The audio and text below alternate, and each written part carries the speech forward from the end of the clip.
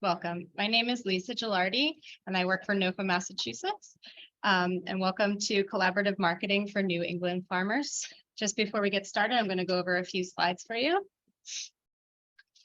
So we're going to start at the beginning. We are presenting this conference on land that was inhabited by the Nipmuc people prior to European colonization. As we work to heal the destruction caused by the colonization, we appreciate your support, solidarity, and continued learning.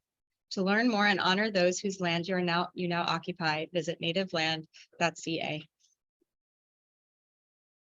We recognize that our agricultural system is built on stolen land and the forced labor and exploitation of stolen Black, Indigenous, and other people of color. Our conference aims to help to address this harm and bring equity to the food system. We want to give a big thank you to our sponsors who helped make this conference possible. And if you haven't gone to bid on some of the great items on our auction, you can do that at go.rallyup.com/NOFA winter auction. And the presenters have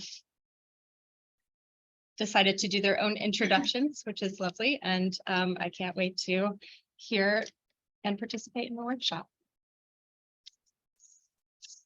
I'm going to stop sharing here.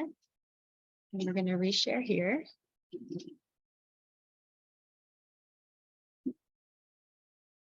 This one. Yeah, thank you so much. Appreciate your help with getting all this sorted. Of course.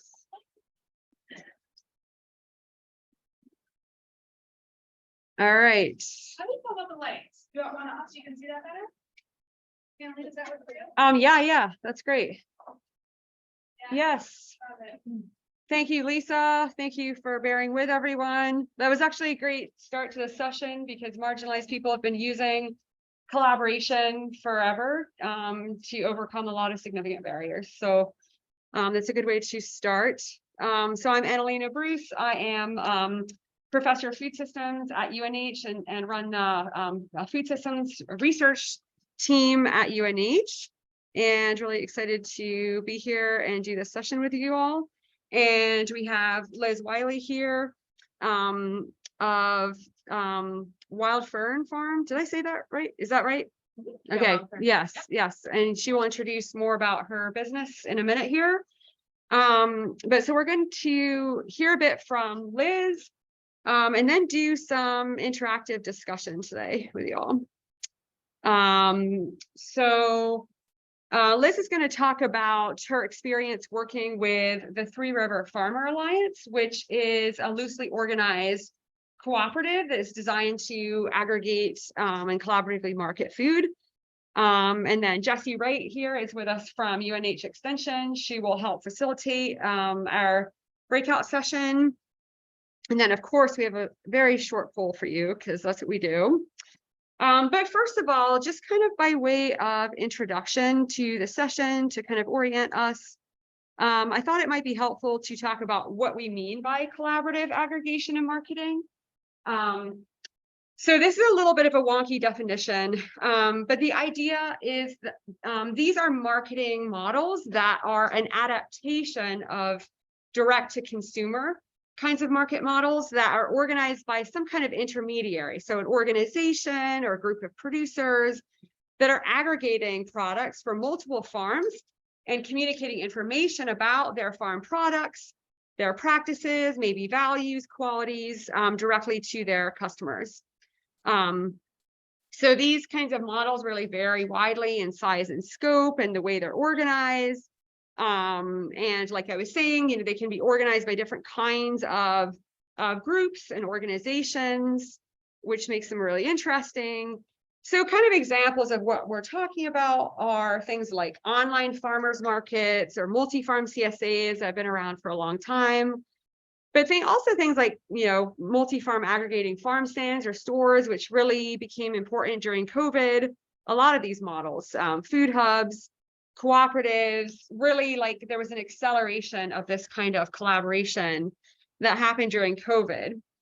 And so, why is this important, right? Probably a lot of you have some ideas on this coming into the session. One of the biggest goals is to think about increasing market access for small farms. And at the same time, reducing all of the marketing time and labor, but still getting that higher price than just selling through a wholesale channel. So the goal is really to help small farms to compete in a really challenging market context and also enable small farmers to diversify their marketing channels. So this workshop is actually part of a broader project that is supporting the development of this kind of collaborative or cooperative marketing model that's funded by the Sustainable Agriculture Research and Education Program of the USDA. So we're doing a series of workshops like this across the region. So we've been learning from people that have experience and are interested in these models, and we'll be kind of synthesizing everything we're learning and then sharing it back out with farmers. And then we're also doing other things like a survey, and we're going to do an in-depth case study next year. So the goal is really just advance shared learning so that people can share experiences and learn from each other. So we would love to hear a little bit from you all about what kind of experience you have coming into this workshop. Like how many of you are actively farming or producing? Looks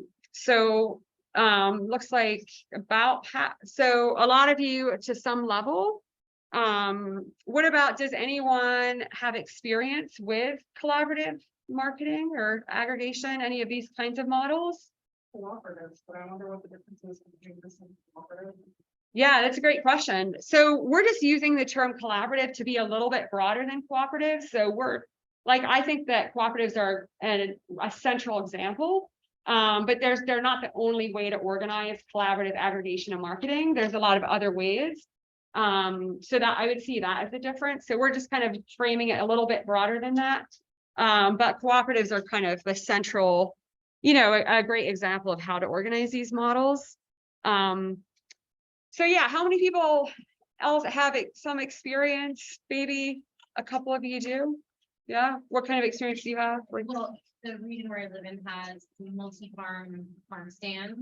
I've not seen multi-farm CSAs, but and then there's, I think, like for-profit individual or like organizations or businesses or whatever that try to pull in product from a wide variety of farms and then like manage the consumer relationship.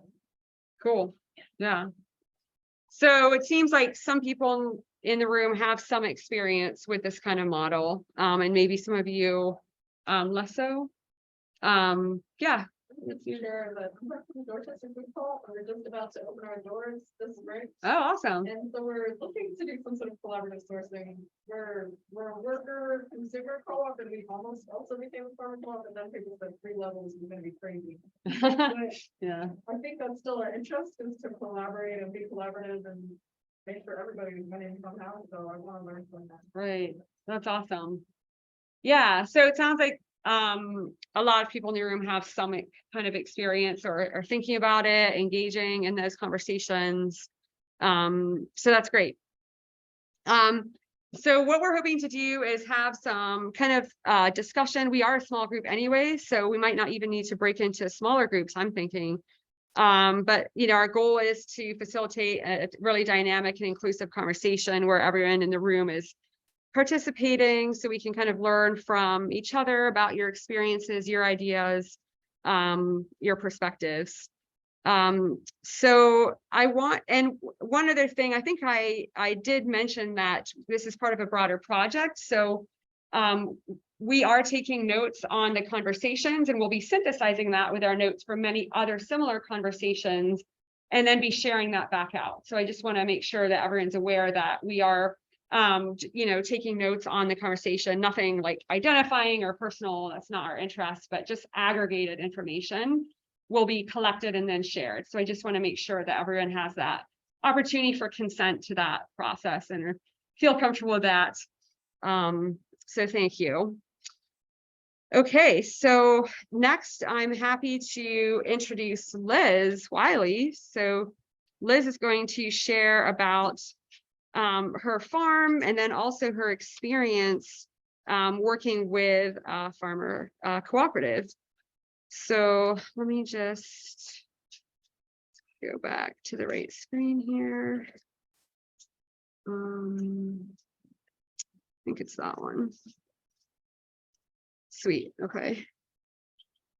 Well, So hi you everyone, should I all can set. start. I don't have to wait for a PowerPoint. Yeah. Yeah, so I wanted to talk a little bit about this food hub, this farmer-owned food aggregate food hub that I sell produce through. And Analena, is this Yeah. considered? I don't even know. So I'm just Yeah. I'm just a producer who sells through this cooperative. Are they? They're a cooperative, right? Like, Great example, but they're loosely organized, but not a formalized cooperative. Okay, So kind of great. to your point, you know, they're thought of as a cooperative, but they're not actually formally organized, such as my understanding. Okay. So I think that's interesting. Okay. Yeah, so this is a great farmer-owned cooperative that distributes food along the seacoast of New Hampshire. It was started by 3 farms that were all vegetable farms that were all delivering the same produce to the same wholesale accounts.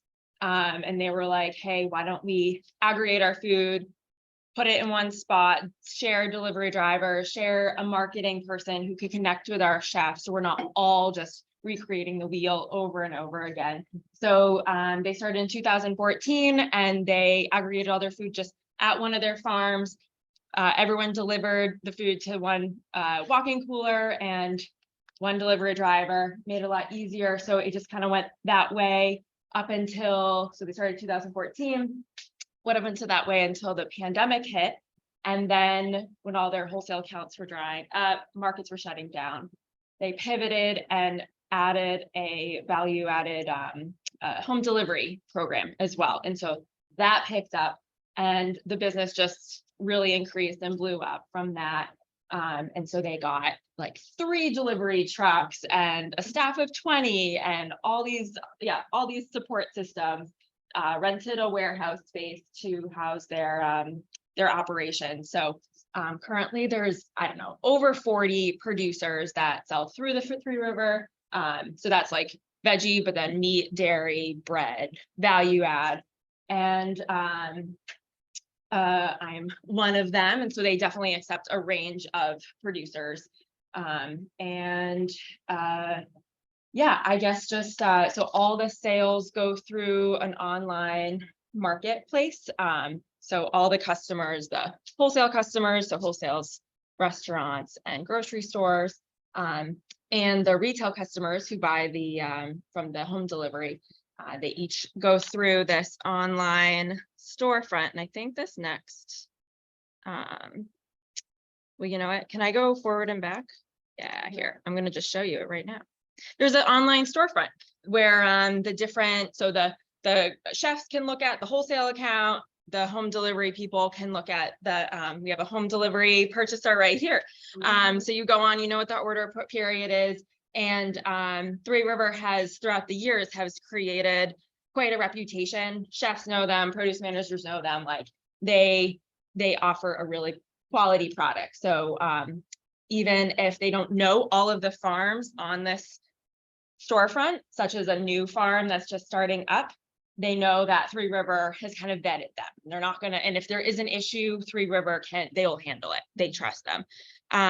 So what were some of my other points? Just so the structure, there are marketing people who help market all the products and market the farm. So they're just really helping, just do some of the legwork that typically a farm is going to have to do on their own. They're the ones who connected the chefs and the produce managers and the home delivery customers.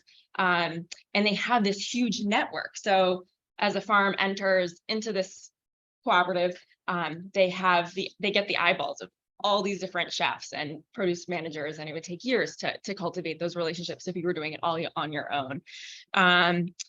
And yeah, so I think it just helps smaller farms, such as a small farm like my own, just really get into the local food place. And like what Analena was saying before, just really enables you to just get a wider diversity of range of customers right off the bat. And so I do think about, my own experience, I just started my own farm business 2 years ago. Previously, I was working at some of the participating farms. So I've definitely been familiar with Three River for a while, saw that there were definitely some places where a small farm could offer niche products that weren't being already provided. Where I'm leasing land, I couldn't start a CSA or have a farm stand. So I was more limited, and I was working off farm. So I was limited in the amount of time I had to market my produce. So I saw wholesale as actually, even though typically maybe a small farm just starting out, it wouldn't make sense to get that cut of your margins. It made sense for me because I didn't have to do all that connecting and marketing and hustling, delivering to. So for me, I do think currently I'm in my second year and 70% of my sales are through this company. And I'm thinking more of as a wholesale farm. Every year I grow, I'm thinking more like, well, maybe now I can just not grow as such a diverse amount of crops. And I can really just hone in on fewer crops and get those consistently out to the customers. And yeah, and I've just found that it just enables us to find niches where the bigger farms haven't been able to provide for customers. So for an example, since wholesale is pretty much one of my only outlets, I can offer the really special products at the beginning of the season, like the first tomatoes. Typically, if I were to have a CSA or a farm store or a farmer's market, I would first try to satisfy those outlets first, and then do wholesale. That's what you do typically last. But so there are ways that even a small farm can kind of help boost the overall offerings. So yeah, this is the storefront. I don't know. This is just a pick sheet of so the customer's order. And then at the end of the ordering period, the farms get a pick sheet. And so it's just really easy. I can harvest the only things I harvest, I know they've already been sold. I don't have to, have shrink as I would when I sell to the farmer's market, because I don't know how much it's going to sell. So yeah, and I just had some other thoughts so I actually delivered for Three River for a while. And so I met a lot of the customers, which is pretty cool. And it did confirm some of my suspicions that a lot of our home delivery customers are currently kind of wealthy and affluent. They just have more of a disposable income. But it does make me think about how can home delivery be part of this food access question? Because as a small grower, it's frustrating when you see that there's only such a tiny little fraction of people who I'm selling food to at the farmer's market or the grocery stores or the restaurants that we sell to. So and I think one part of it is that busy or hardworking people or people who are of lower incomes, they don't have time to go to all those different outlets. So could delivery driving be something of the future? So this whole company really depends highly on delivery drivers, and I've been a delivery driver. It's an extremely hard job, and so just something to keep in mind. If and those the refrigerated box trucks are they're expensive to maintain.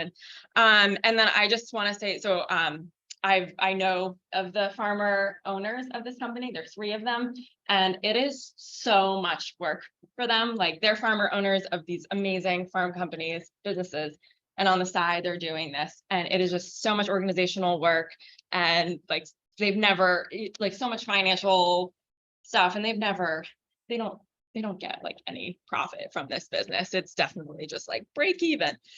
So I would just say I've witnessed how this organization it's so greatly influencing the local food system. And I just think that these types of businesses just need more grant money or support. They're a for-profit company, but I feel like they should get grant money for, I don't know. So so I don't know, I talked fast, but I think there was time for questions about, because I don't know exactly what people are looking to know. Yeah, I'm sure you all have things you're interested in, questions, so this is an opportunity to have more discussion. Ask questions.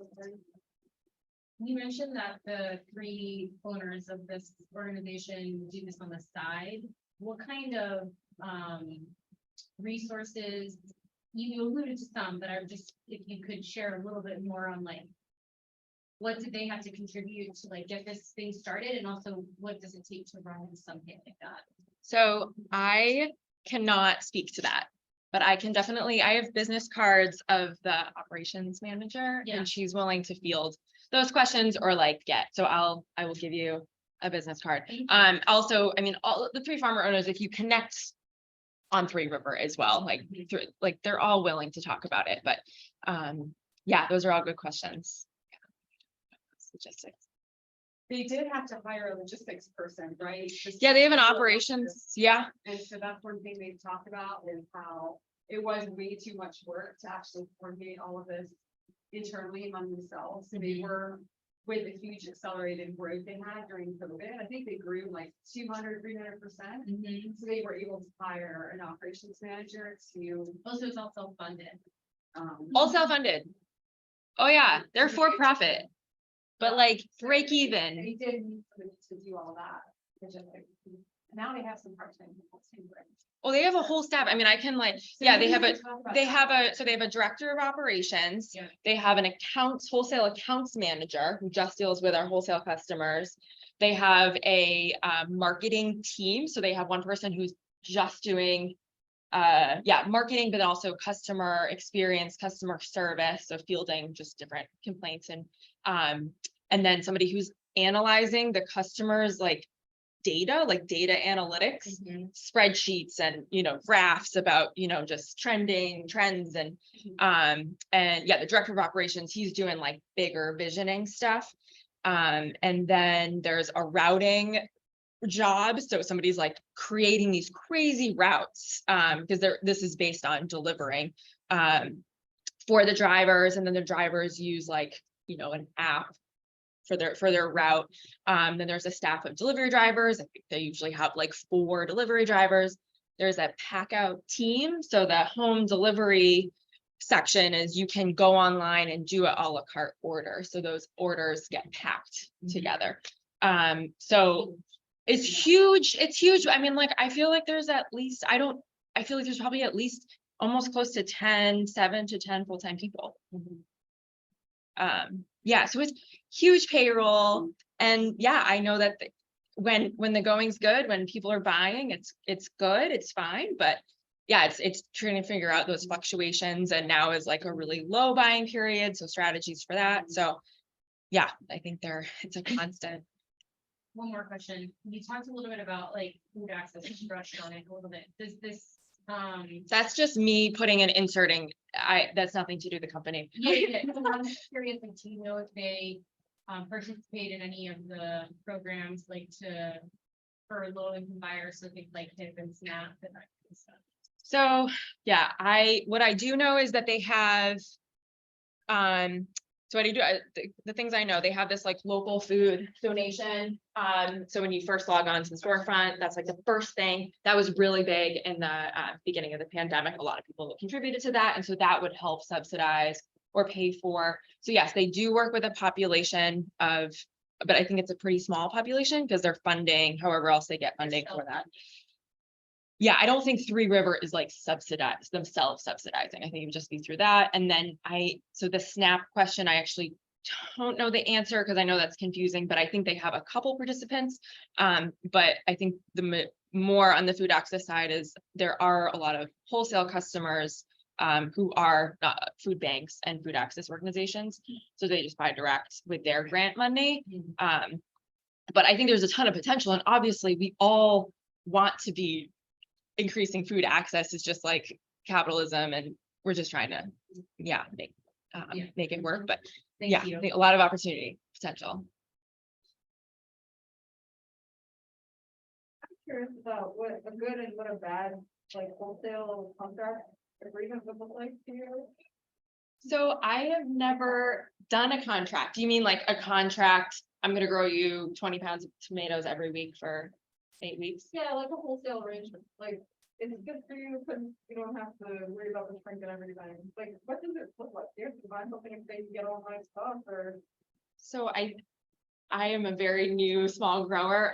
So I have never experienced contract growing. So this is just we have a list of, you just have your chefs and your produce managers. And you just contact, if I was an individual farm, I would just email them and say, this is what I have this week. Yeah. There's no like, Worry about that today because for sure, but I don't think, and as I know, I don't think they have any agreement like that, what you're talking about yet. I'm sure they would love to have that eventually, like, you're gonna commit to spending $1,000 with us every week or something. I'm sure they would love that, yeah. but that is not what the case is. So chefs, they typically are gonna order every week and maybe they'll get a call from the accounts manager if they don't, but there's no expectation either way. It's just kind of like, you want something, we have it. Yeah, I know, yeah, put a new deal every week. Yeah, but yeah, yeah. Mhm. Okay, thank you.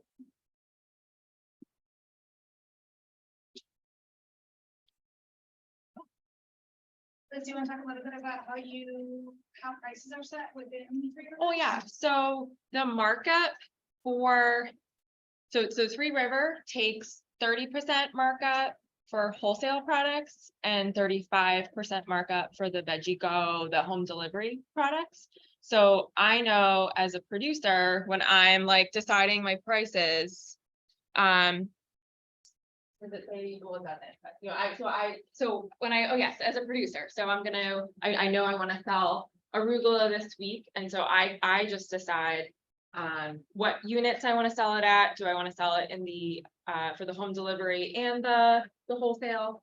And when I'm deciding on the price, I just know that when I first think about how low can I go, what do I need to make, but acknowledge that $4.50 for arugula, they're gonna mark that up 35%. So acknowledge like how much do I want the customer to be charged? And I can decide as a producer what I post. I think during the vetting process, they just already kind of decided what types of producers they can take on. So there's not too much competition, but there's not really if 5 people want to post kale on one week, it's fine, it'll just happen. But typically there's a good diversity of crops.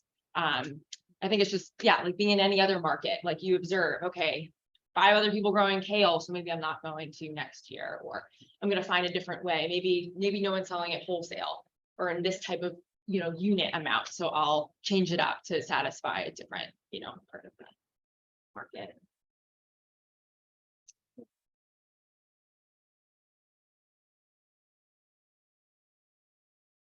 Any other questions of Liz before we have more of a conversation with the group? All right, thank you, Liz.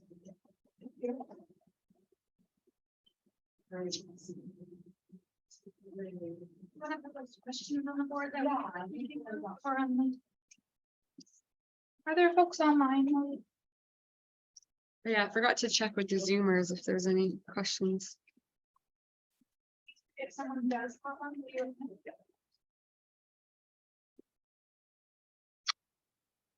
So, I know that some folks just joined us and welcome. What we're hoping to do within the next hour. Is talk more as a group. We're so lucky to have a small group that you can all share with it. For those who just joined us, we're talking about collaborative marketing and aggregation. And we heard from Liz about Liz is a farmer in the seacoast of New Hampshire. And we heard from her about the Three River Farmer Alliance that sells all kinds of different things on the seacoast of New Hampshire, aggregating. And as part of Analena's research project, we'd love to have a conversation around what about what Liz shared or other ways of collaboration resonates with you. Why did you come to this today? We heard a little bit about food co-op buying and there. We can take this anywhere we want to go as a group to help learn from each other. Liz is still here, she'll be there as part of this as well. Yeah, where do you want to go? Well, one question I have, it looks like this example is in New Hampshire. How familiar or how does your research cover the broader New England region? And like, do you see these models in other parts of the region. Yeah, absolutely. And I'm happy to answer that. Maybe we should consider sitting in a circle. Or Yeah, oh, sure. Kind of having a more discussion. Sure. What do you think would work well? Like, I'm gonna stand at the back, just in case we wanna put some, I Yeah, have that's some a notes good on, idea. but if we all kind of just like look at each other this way and I'll. Yeah. Is that good? I know.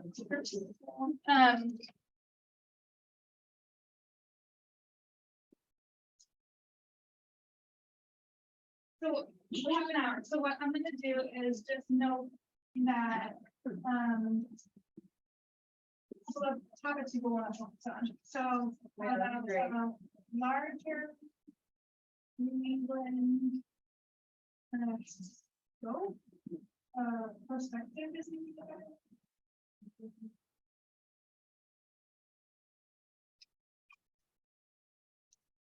Other things. that people want to Yeah, I do think there are today. topics we been wanting to discuss. Learn more about, maybe. Yeah, I want to learn more about the multi-farm today. And.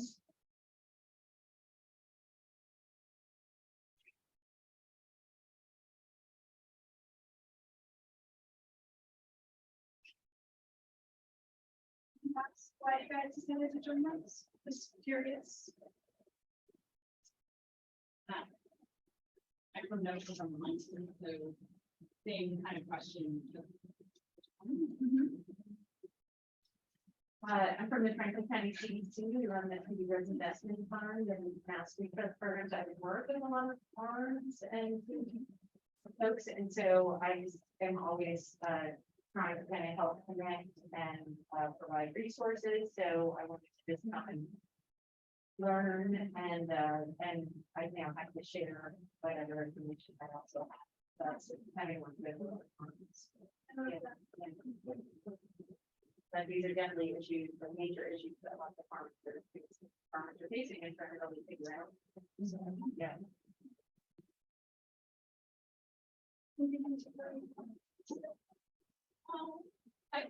I'm just learning.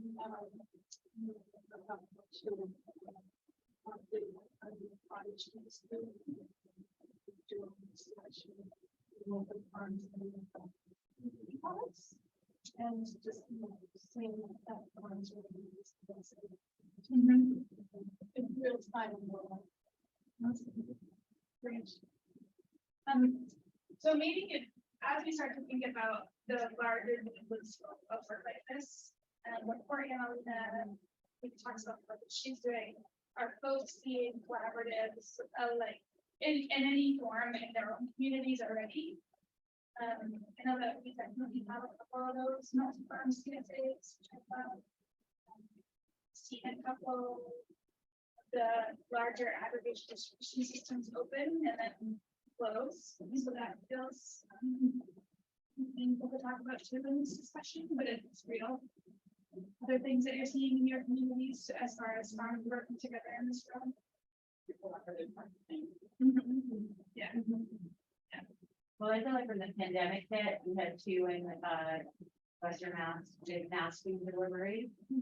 Open, started by Julia Coffee at Micro Sarah Farm, and so she was then aggregating from all different farms, right, developed an online platform, and she's, I think it's still going. And then the other was the Sunderland Farm Collaborative that was started by Kitchen Garden Farm, Carolina Pam, and they did close. I don't know if they closed because they just felt like, they hit a run its course, it was kind of a pandemic response, or if they closed, I don't know, because it wasn't working financially or logistically, I don't really understand. Marty's local, but that's a more profit organization. Yeah, they're like a real distributor, yeah. Can you say more about them? As far as I'm aware, I don't work with them directly, but some of the farms have worked in the past. It's more like he sources ingredients or product from the region, and then like is trying to become basically like an online food destination for like the region, but he handles everything like picking up from the farm and then like have the delivery system in place, but there's definitely a markup involved and it's not accessible to the community for profit enterprise. So I don't believe, I could be wrong, but I don't believe we accept anything that's not our head or anything like that. So kind of it's targeting a lot of like, local consumers who would otherwise go to like Whole Foods or something like that. So, Yeah, I think he's doing all distribution, so I think it's all wholesale. It doesn't do wholesale It's as all well? wholesale, yeah. Yeah, I'm not. That I would think that comes really from like. But it's more targeted, the CSA shares, Boston for sure, and maybe helps there. Calling from, local consuming departments. Can you say more about that? Marketed as, yeah, the shares to Boston. Yeah, so. It's not wholesale. Yeah, like, so you're talking about the consumers. Right. Yeah. Okay. Yeah. So, it's a collaborative distributed CSA system, but I don't get to go on and do it there. Yeah, it's not how it's set up, but maybe, but it's not just. Yeah, it's run by organizations, farmers too, and they aggregate products from a lot of different farms. In the Vermont area, right, all the way down to Henry, are distributed in Boston. So that is a great example of. Yeah. But is it not farmer owned or it does seem like there's more than that. How do you get more? It just seems like it's more well funded or it seems like there's more. I know. investment or. Yeah. Yeah. About years of period, things start, but who manages it and where's the money come from? To do that, it's foundational and those technical pieces, right? Yeah, brand it together. Take marketing together. Cooler space. Yeah.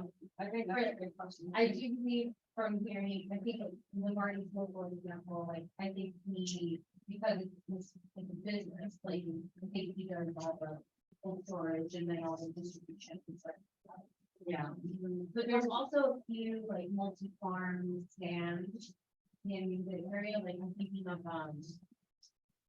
not, well, maybe Atlas too, Atlas and Atkins. Yeah. And, well, I don't know, if Atkins is more like a grocery store. Yeah, we have an Atlas Farm Store. Atlas Farm Store is definitely, like, they have multiple farms represented. Yeah. So that's a farm that has it's a farm that has a store and it's also bringing in others and stuff. Yeah. That are individual, that hold on to their individual brand. Yeah. Yes. And there's been a lot of that emerging in New Hampshire as well, especially during COVID. But Yeah. I think for a long time. Yeah. So those are more like informal kind of cooperative. Informal, yeah, and then like in the first years, I know that there's like a lot of the community farms, like the farm stands have come together to share products in their farms, and you don't have to like drive to multiple farms in, you drive to one, buy products there, and then they have some either like schemes to just profit share or it's like, you know, whatever, balance out who knows what.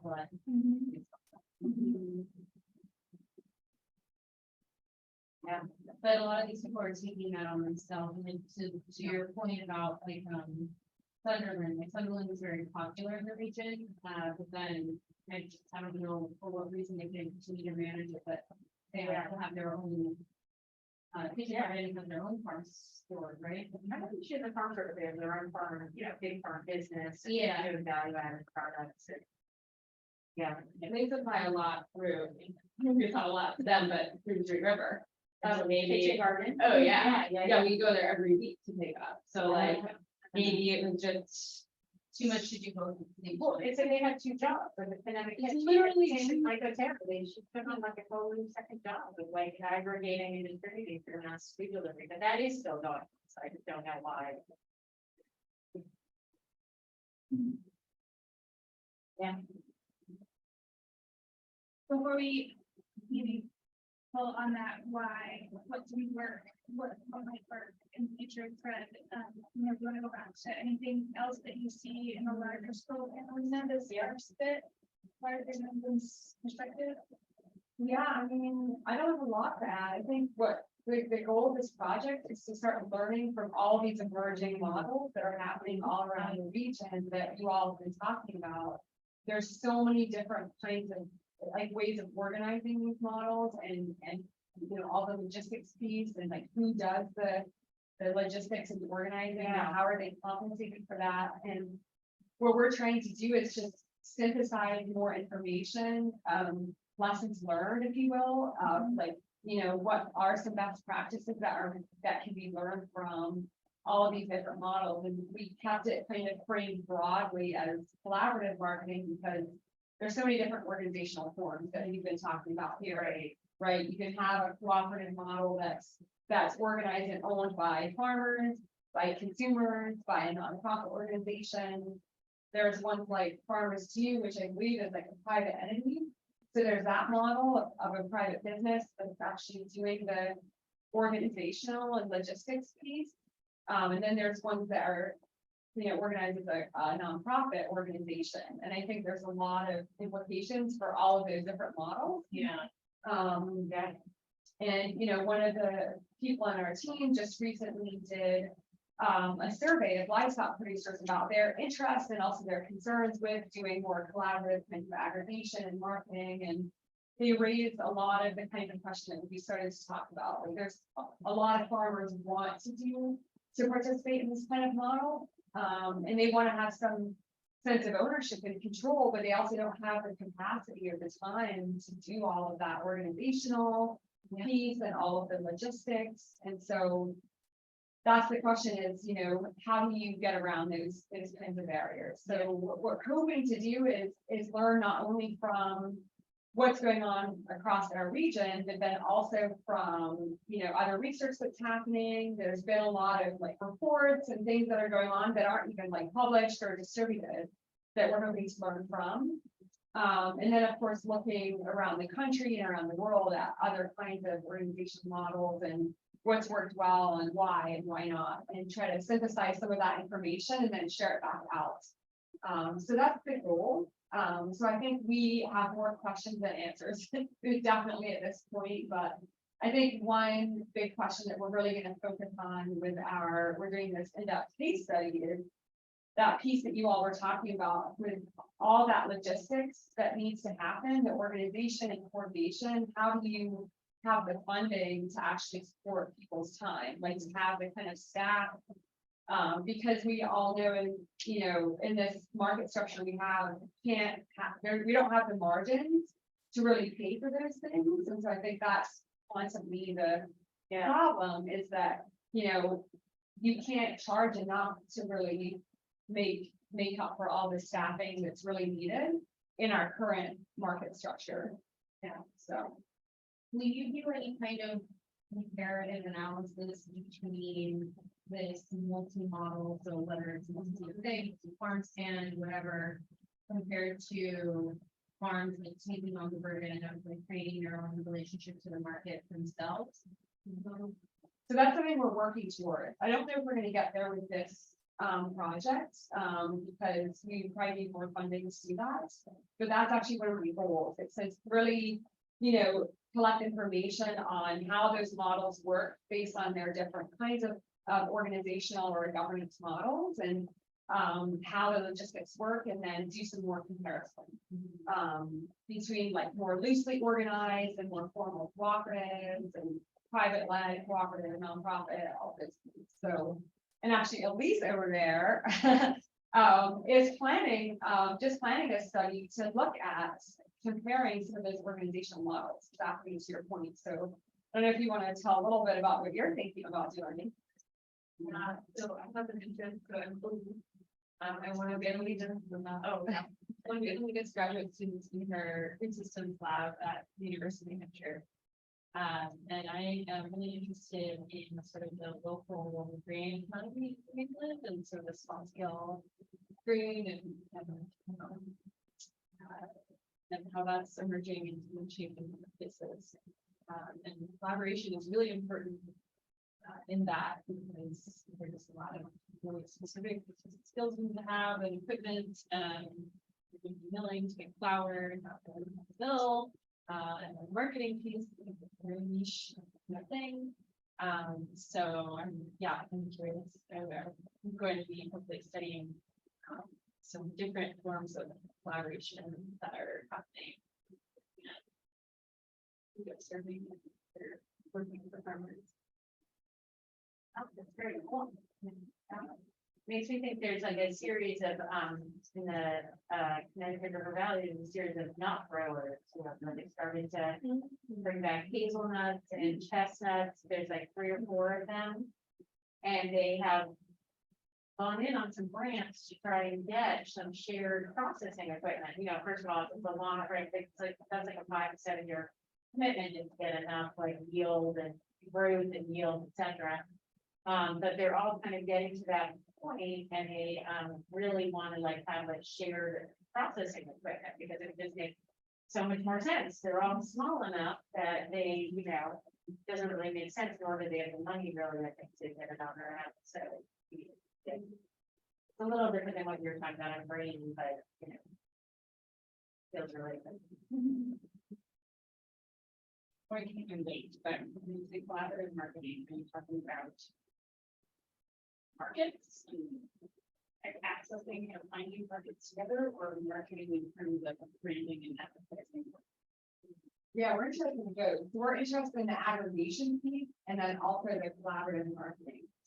And we use this really broad kind of term because we are interested in all these different kinds of organizational models to do, you know, some of them are just doing aggregation, some of them are just doing marketing. A lot of times it's both, right? And there's a lot of different ways of doing that.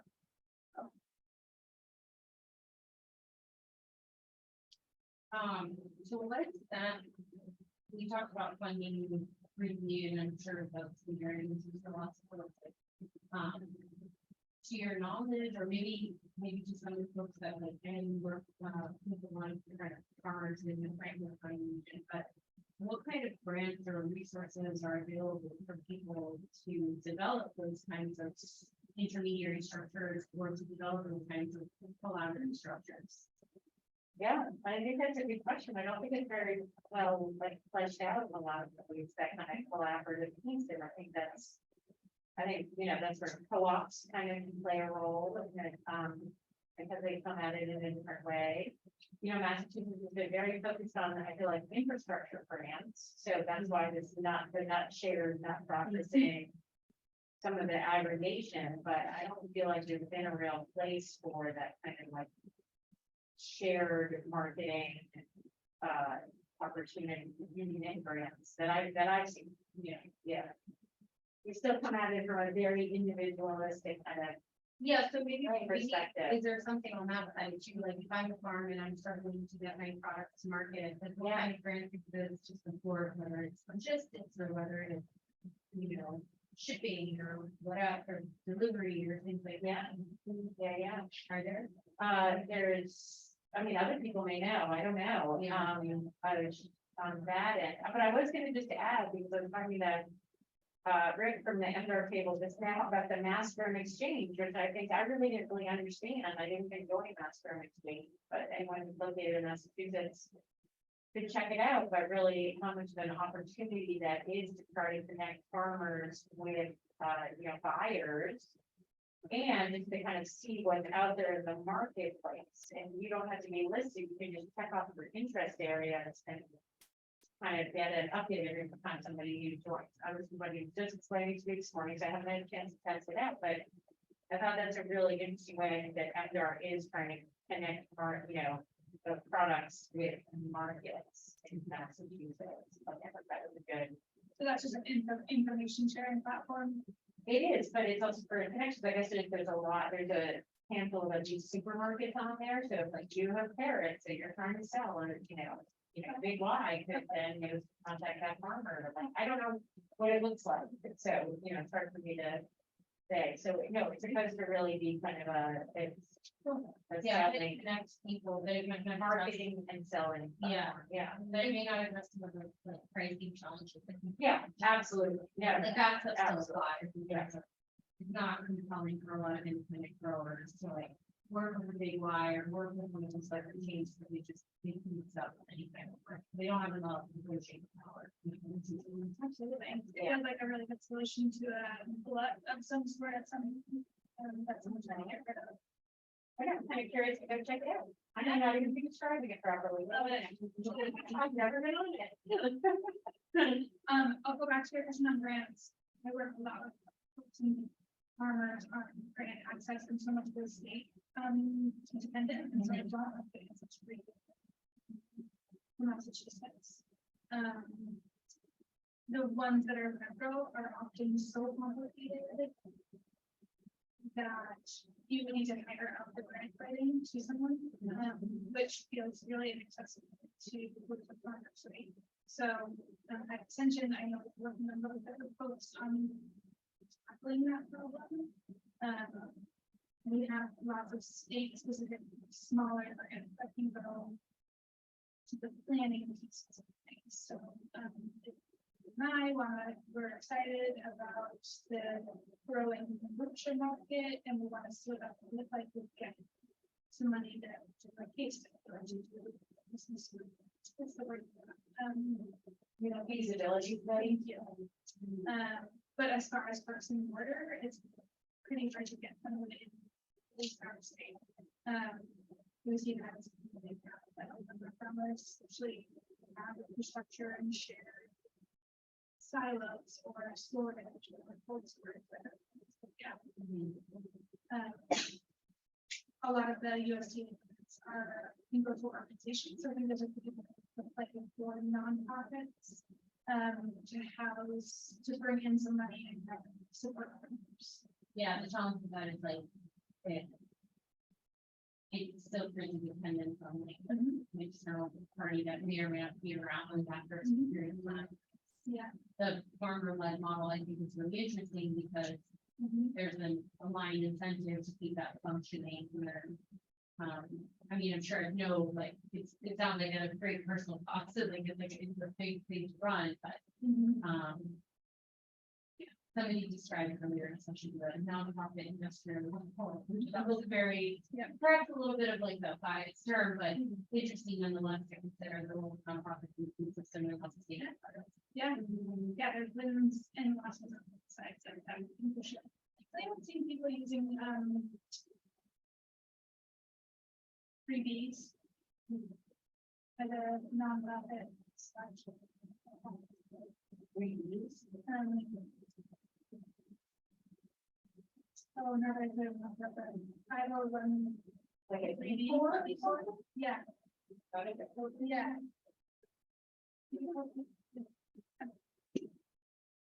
And the structure of the business. Yeah. Or as a structure of a collaboration. So is it, are they able to access different monies or something, or? You wouldn't be able to access grant money that are earmarked for 501(c)(3)s, that's for sure, but maybe there are certain people out there. I'm just curious. Yeah, I don't know.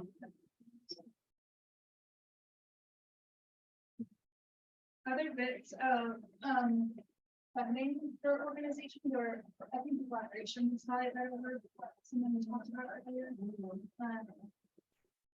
I think there's this piece of funding, the kind of systems in place for the collaboration, but it's also this piece of like, how do these people get paid? How does it sustain itself?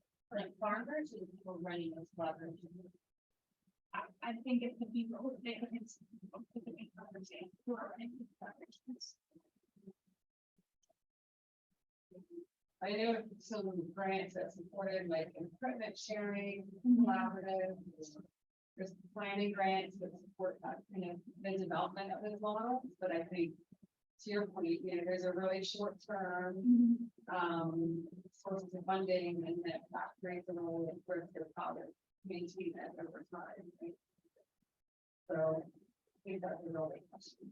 The reason their model inside is like more personal involved, like when I do River Valley, there's River Valley Co-op, it's like they've operated like a grocery store essentially. So the way that they're imagining being able to sustain themselves is like they're not just buying from local farms and that showcased in their produce style and other areas of your store for like that products, stuff like that, but they supplement with like more, and not industrially manufactured, but like, you know, like larger producers, and then, are able to attract consumers because they have this like diverse range of products that, you know, versus like, I think in the smaller collaborative model, like you end up running into an issue where you have like produce and then like jams and hot sauces. And as a consumer, that's not like a one-stop shop for you to as an alternative to like your standard grocery run. Part of it is also just like understanding like how you can, what value you're adding to the consumer and then shopping in the consumer versus like, oh, this is some well-known, like maybe more affluent or like people that are ideologically aligned with supporting local farms, knowing to prioritize those purchasing sites before heading to the grocery store to like fill the gaps. Not everybody operates that way or has the need to go.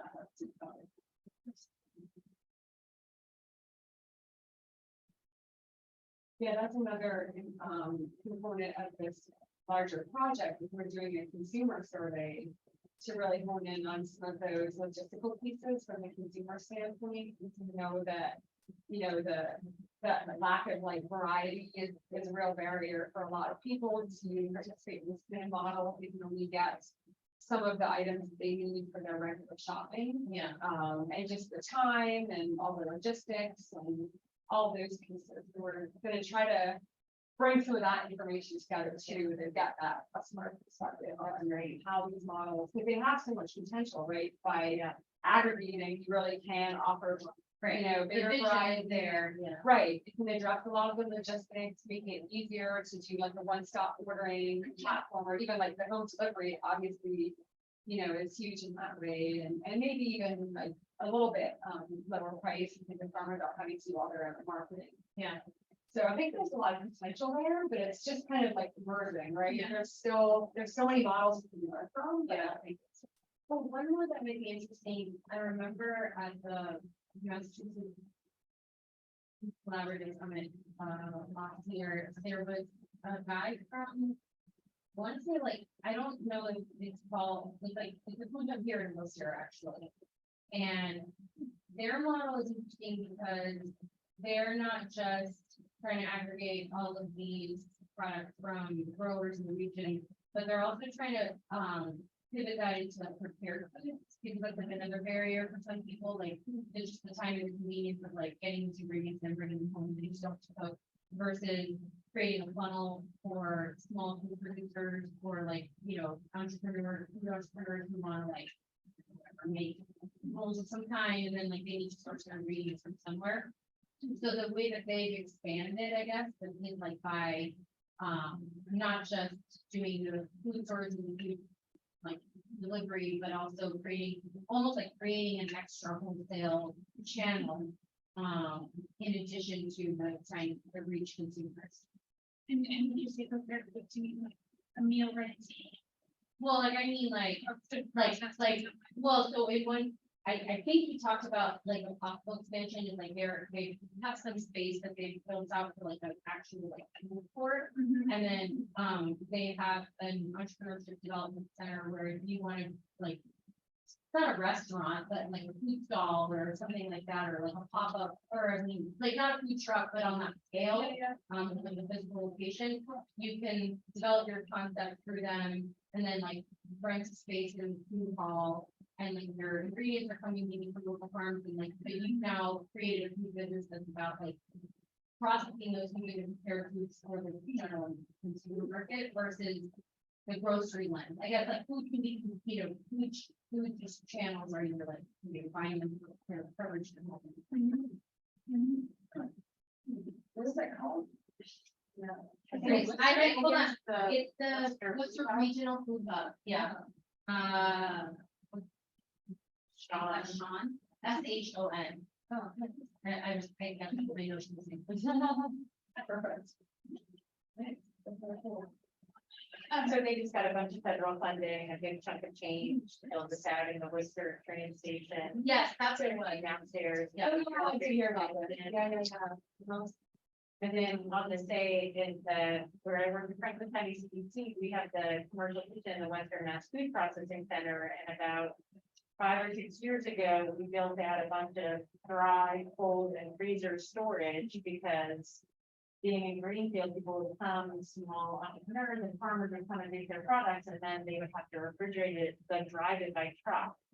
Refrigerator or the truck an hour away to store it in Westfield, that's the closest storage available. So we built out all of this storage that has then become storage, not just for folks in our food processing center, but for other folks who need to aggregate, and we do a lot of cross docking because there's 91 links through 2. So folks like Appalachian Naturals, Samara, a lot of different local food producers can come and they can drop stuff in our storage, and then a bigger truck can come and pick it up and distribute it. It gives them access to bigger markets. So it feels a little related. Right. Yeah. Totally. And Three Rivers does have some like light process stuff and value added products, But right? not through them, they don't facilitate any of that, I think that would be that would be a cool capital investment, so Yeah. kitchen, to aggregate all the local producers' product, like extra cucumbers or whatever. That I think that is something that they're seeing. But yes, they do have, and especially during the pandemic, when all the restaurants shut down, a lot of restaurants did home prepared, ready to eat meals, which like so popular. I think that's something scaled down now, but yeah. Yeah. I feel like I'm hearing that, like that access to infrastructure, like cold storage or commercial kitchen could be something that brings in new folks into collaborations. Like, would that be a blur or a like solve some barrier that would prevent other folks from joining? Funding for sure, because there's a whole bunch of funding that's not the one we see to get into the food preparation space. And then for like people open up a market as well, because the immediate factor like having food preparation. Yeah, I'm thinking specifically, where I live in a pretty rural part of New Hampshire that doesn't have require everything. Yeah. And so, there's not an aggregator or a distribution system that serves our area, as farms, like, I don't want to say why there's probably going to be some inflation, but, I'm wondering how collaborations in rural parts of the country or cities or region and urban cluster who have like what different barriers that they usually have for collaboration, and if having offerings like sharing and storage, different infrastructure collaborations to some of those barriers. The collaborations that folks see in their own communities or with their own farms, food businesses, mostly centered around urban areas, or Well, we're quite rural. yeah. Well, so I wouldn't consider Yeah. Worcester. We're city. not Worcester, we're Greenfield. Yeah, We're Franklin Franklin County, strong in this, yeah. But, Yeah. yeah. I mean, we're at this intersection of 91 and Route 2, right? But like it's folks from really rural parts that are then able to bring into this central location. Right. But yeah, Worcester's not rural. Yeah. And I wouldn't consider the seacoast rural, seacoast area. Yeah. Other collaborations that we will see in urban versus rural. Now I think we need more of that. Yeah. So what you're describing, is that a food hub, also, does that act somewhat? They sort of acts as a food hub. Yeah, there's so many definitions of food hubs out there. We always joke about it. It's like, well, what do you mean? What is your definition of a food hub? So in a way, it does serve as a. But not in the scale that Three River is doing coordination. I had to come in a little late, sorry, I was tabling, so I couldn't get here sooner, so I kind of missed a little bit about what we do, but it doesn't sound like it's the scale, yeah. In a way, this mass food delivery sounds a little, because she is aggregating, Julia Coffee is aggregating to farmers.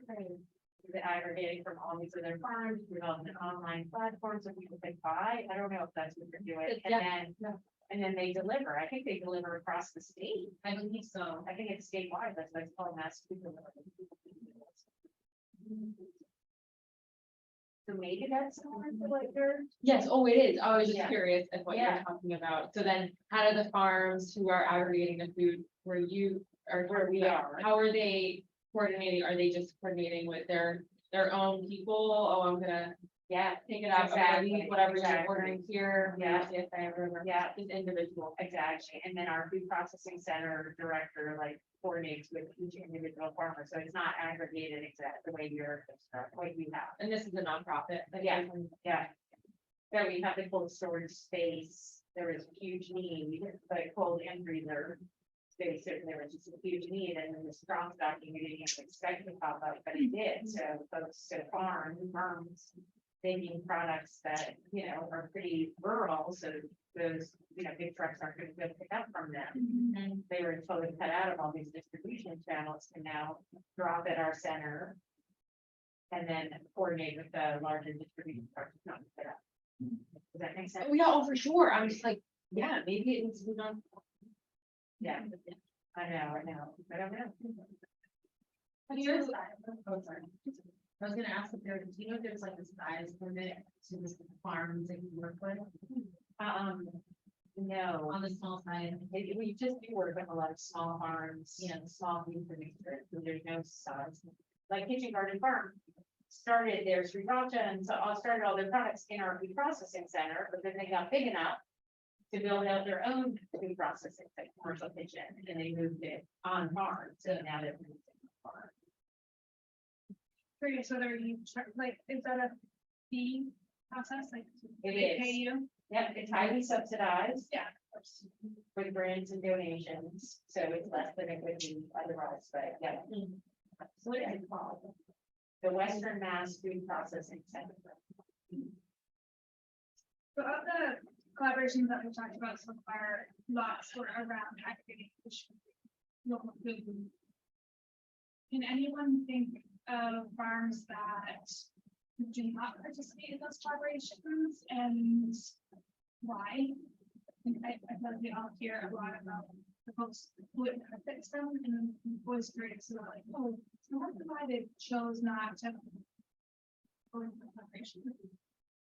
None, like, the independent growers, independent, they think they were too small, or they just don't have the time and energy or resources to sort of like look into that, or like, so in this example, you know, they would have to be responsible for the drop off and like the delivery of the product, and like, you know, there's never enough hours in the day during the busy season to like just pick up and leave the farm for like even an hour, 2 hours. So I think that those are some of the challenges, like some of the independent growers were like, it'd be great if like whomever, but like just come pick it up. And like, I don't have to worry about getting it from her, right? Especially if labor is like a real constraint for them. On the other end of the spectrum, I would say, there's at least in like plastics specifically, there's a lot of just farms where like there's enough traction on their own independent CSAs where they don't and also I would add like at least one rule that I know for like I've been talking to them for directly, like they're struggling with profitability generally, and so they I think maybe it's sort of like they're trying to independently figure that out and haven't seen a sort of easy entry point into like they're already working with like multi-part stand, treating them as a wholesale channel. So like in that sense of participating, but like from a CSA perspective, it's just easier. You can get more of that profit if you run it yourself, even if it's like you're taking on the cost and logistics and hassle.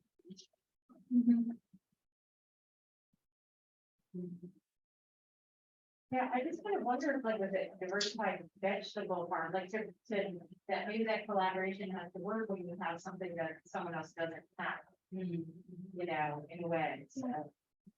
Like, you know, my Tara does, you know, cultivated wild mushrooms, well, that's great, then she can bring a vegetable, a different farm can be providing kind of this range of vegetables, and another farm can do that, and kindergarten can be doing salsa and sriracha, you know, and there's so. Yeah. Where then you're diversified, like to your point, you're diversified vegetable farmer, maybe like how would you do a multi, your numbers would have to be so big to really, I don't know. I mean, Well, and I also think like Hadley is very unique in that it's like, I feel like really densely populated. I mean, there's like a farm in there. Yeah, And they all have competing CSAs and they all grow pretty much the same thing without some minor variation. So it's not really, yeah, it kind of wouldn't make sense. Like, I mean, I want my CSA members to like get from, like, I grow all the things that I would offer in my CSA. So why would I partner with another person who basically grows almost exactly the same things that I do? It's like, I think that's where we become so. oh, yeah, oh, sorry, go ahead. Well, one way I do see that happening this a little bit is, well, we all have this flood of tomatoes in the summer, and so do we have more power as a ton of tomatoes Yeah. instead of 4 separate vines or whatever it is? But it's definitely not as common. Yeah, in the summer, well, at least what we saw in our area was that everyone was competing over, there wasn't a lot of tomatoes, and sort of kind of all joining together, and competing against each other and underpricing each other, and so really working against them. It's like, oh, finally, there's tons of tomatoes, and now, Yeah. but I was thinking of Pioneer Valley Growers Association, that is a cooperative of growers. Pioneer Valley Growers Association in Deerfield, and they do work together again, so they are really aggregating all of very similar vegetables and selling to a market basket and some other kind of Yeah. chains across the state. I So think that is really, yeah, that's a good example of probably where a diversified vegetable farmers are Yeah, able to come together and get the scale that they need to be able to like serve through, you know, maybe other people around. Yeah. there may be different types of logistics involved in that, like that, how do you break down the profit sharing? Yeah. Like, how do you determine, you know, but, and then you're still dealing. Well, and you're still dealing with also like, never mind, like, you know, wholesale food pricing challenge, where that like, market basket can just decide they want to charge. And I would say that's actually, the pricing thing becomes way more of a sticking point too, because there are like different growing practices across each of these, and so like, to your point about like them competing with each other, like I know one vegetable farm, for example, really prides itself on the fact that they're like no till no spray, and they believe because of the extra labor that's involved in like growing in that way, they rightfully so, I would argue, like believe that their produce should be more expensive and they should get like they are, you know, advocating for a higher price for themselves. I think if you had a collaborative model, like they would not be able to make that case strongly because, you know, if you're batching a bunch of tomatoes together, like, are you gonna have like a separate, like, well, these are those for no-till, but these are whatever IPM or something like that. So I think that's another kind of consideration, is like farmers are also trying to differentiate themselves and educate their community around their farming practices, and like fund those farming practices.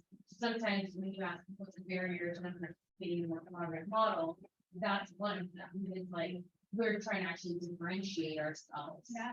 I mean, if you're collaborating without that, like, coordinated differentiation or keeping what's the word for keeping our own. That can bring it, you know. Well, and like in the farming space, like growing practices, like big for the other brands, and then. Yeah, Yeah, it could, I think. unless you decided to like, We're only gonna work with certain. yes, which some people do, actually, within Connecticut, healthy plan eat, like planet plan eat. And she is doing a collaborative online food where there's a direct to consumer and a wholesale arm to it, and she personally vets every farm that she works with on that platform. For growing practices. You know, yeah, exactly. So Yeah. like they need a certain standard of growing practices before she like. According to them on her website or whatever. Yeah. But again, like now it's like, okay, well, do I go to the multi-farm park store or do I go to this? Or like you have to kind of, it puts such a cognitive load on the consumer to understand the difference between these things. And to know where to go. And we're all ultimately more and more convenience driven as years to come. I have two non-aggregation distribution collaborations that are happening in my area, and I was thinking of running them out and seeing what they could kind of talk about those two different things. So the first is a multi-farm winter CSA. So we have 5 farms that are working together.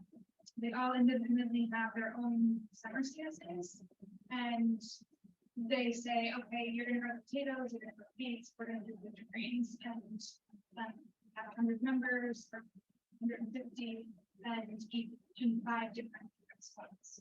And seeing how that works has been really interesting for me because it's mostly storage crops, and so you're able to prep for that way beforehand, and the way that they're crop planning together is really interesting. And then the other thing that I've seen, which I really love, it touches a little bit on the food access piece that Liz was talking about earlier. There's you all have heard of 68 hours of hunger program. So there's a version of that end 68 hours of hunger in the summertime in the Willey area of New Hampshire. It's called Got Lunch. They're doing delivery to everybody who got that packs once a week with their typical food pantry box type bag, pasta and bread and peanut butter. So a couple of farmers got together and got some grant money around adding in fresh produce to those bags, and they were able to pay themselves grant money for that. So they do very similar crop planning. You're going to do the tomatoes, you're going to do the carrots, you're going to do the celery, and so it's all produce. It's all ready to eat produce for the kids. So finger foods, things don't take time to cook. And everyone's eating, which is really good to me. So yeah, those are 2 different kind of versions of collaboration that we haven't really talked about today, and I didn't know if any of that you see anything like that. Part of that wouldn't work for your region, part of it would, and then reactions. That makes me think a little bit of like, not exactly what the 2 models that you described, but there's also this like emerging ones that are prescription. I don't know too much about them to be clear, but they're called fresh box or fresh something. They're I think they operate out of Dorchester, I want to say, which some here, but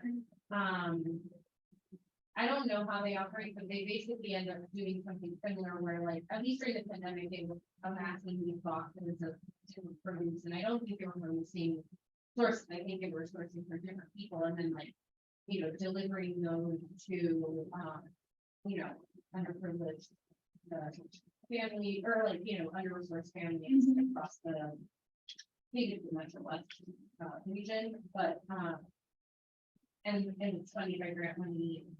So, And the produce was well, the produce is like local, yeah. Massachusetts. I don't know, which I remember.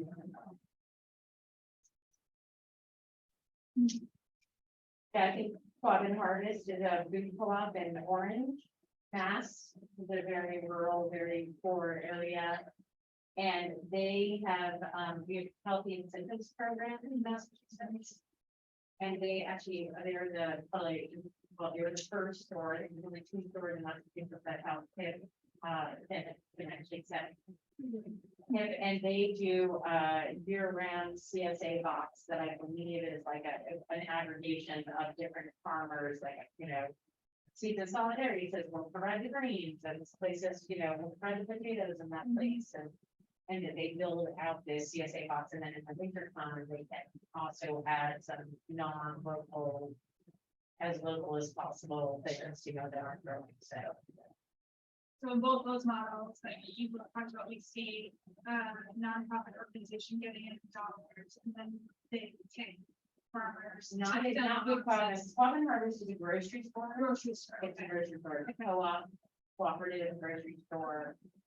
And HIP is a state-run program, so it adds money onto your snack card. Yeah. Okay. It adds, so it's like double your bucks. Oh, double your Double your bucks to the produce.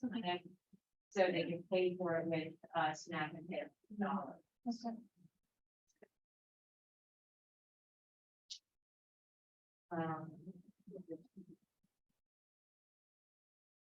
I'm sure you guys are looking at, like, not like thinking like farmers market, specifically, I'm thinking of like the Grove or Hampton farmers market, because their model is like very, they lease the land for people to grow on.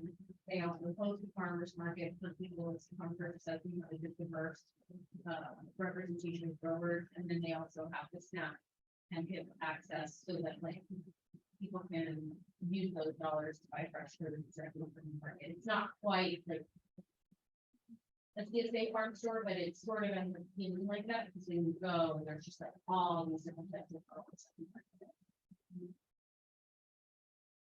Not really an aggregator though, because they'll have their own group and they're still collecting payment, but there's like the people for the HIP access that like you go into this group and like trade your HIP dollars for something.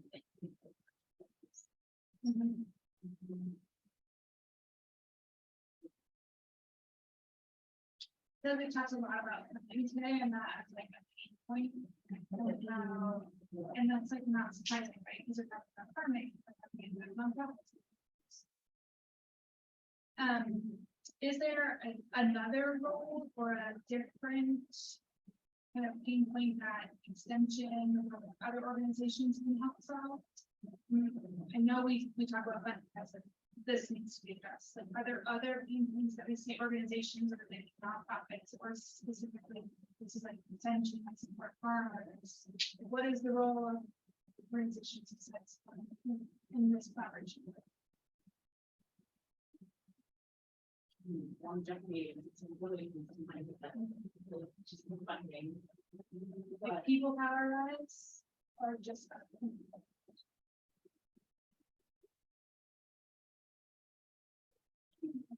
Have a structure. Proven model, right? So that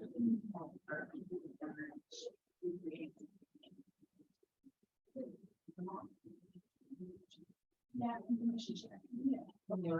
But then, well, that works really well here because Right. living with it here. I think that's what I love about the work that it needs to be. It's like try and get at that and share. Here's that thing. Like, I think they won't with this information. Yes, that's right. We're always going to, right? So one thing we're gonna do just informally is we're creating a Google group or we're considering other platforms. We're just gonna have you guys do this, using networking, information sharing. So if any of you that are here wanna give up your email address, we also have a survey, but it's just for people who are actually producing. So maybe that's mostly not people in the room. So we didn't just use that right on the time, maybe with some friends. So yeah, if anyone wants to leave your email address enough, then we can follow up with you and invite you to the group. You can always leave, and honestly, it's very longer. But if you want to do that, and maybe at least if you can let folks know on Zoom, they can maybe share in the chat and save them. Is there anyone that's still here? Yeah, I think mine is on, but yeah, so thanks for facilitating and thank you like for sharing this. Thank you all for participating and really because of the discussion and yeah, I think it's really Looking forward to your research. yeah, thanks. Yeah, we've And I'm learned gonna a lot get from all the Exactly, because I love it all. The beginning of the project, we still have like 2.5 years to go. So there's actually, this is like the very beginning. And Yeah. now it's almost just like, what are the main questions, what do we need to learn? This kind of conversation we've been having in multiple sessions, it's been really insightful. There's so much that needs to be done. Yeah. Yeah. So yeah, if anyone wants to, I think we have pens we can use. Yeah, pen right here. Oh, yeah, thank you. Yeah, there's a few pens, markers. I'll just throw this down on the table and if anyone, because then we'll have it all in one place. Nice to, sorry, I missed the bulk of Oh, your like, presentation. you work for that. You work for that. Yeah. Wow. And you kind of head up this whole. No, I thing. didn't think you were- I just started it.